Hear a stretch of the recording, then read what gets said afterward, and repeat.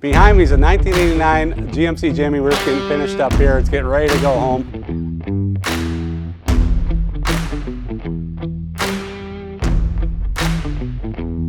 We're seeing more and more projects like this coming into the shop.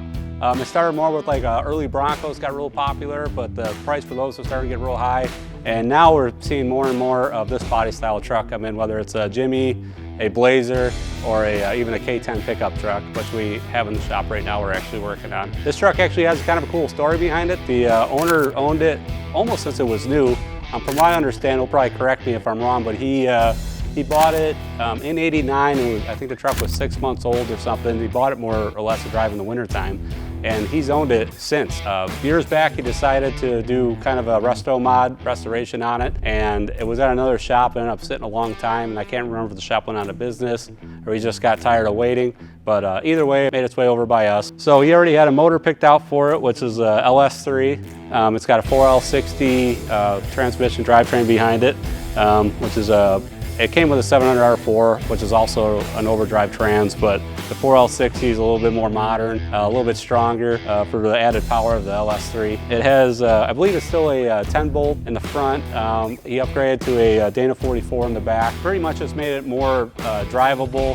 The outside's pretty much stock, other than, you know, the color is obviously not stock. It's a newer Chevy Camaro color. The interior is all kind of one-off. It's kind of got the factory feel to it, but yeah, it's all leather, and you know, orange stitch interior looks pretty sharp. Yeah, the truck is, I mean, it drives like a brand new truck. I mean, bump the key, it fires up, cruises down the road. Really a cool old car. We put a vintage air system in it, so we're able to shave the firewall. So it has air conditioning, you know, regular heat, which we would have anyway. I've had like a million of these trucks. I still not open the hood, but there's under the hood.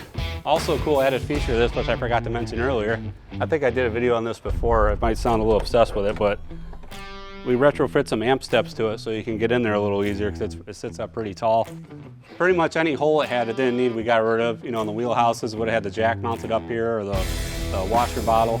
Yeah, a lot of people think when you know, you want to build a car, they start with 30s and 40s trucks, but the problem with those is you have to upgrade everything on them because everything's so outdated. You know, there's no power brakes, you know, no power steering, the geometry, everything's bad. You got to put, a lot of times, Mustang 2 suspension. So starting with like this era truck, it already has like the basic stuff you need to make it feel like a normal car driving down the road.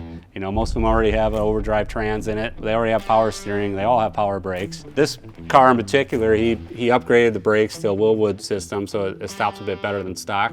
But I mean, the brake booster and all that stuff is actually factory. Yeah, if you're thinking about building a car or you want to get into it, these things look awesome. They're getting more and more popular. Yeah, definitely a great move for someone looking to build something cool. Because that, and they make about every patch panel, every part you could ever want. So, which is also a huge plus. That saves a bit of money when you get into fabricating stuff. So, yeah. So if you got an old truck like this sitting around, you want to bring it to us. We'll see what we can do. Or if you want to go buy an old truck like this, bring it on by, and we'll get it on the road, cruising like a new one. So, later.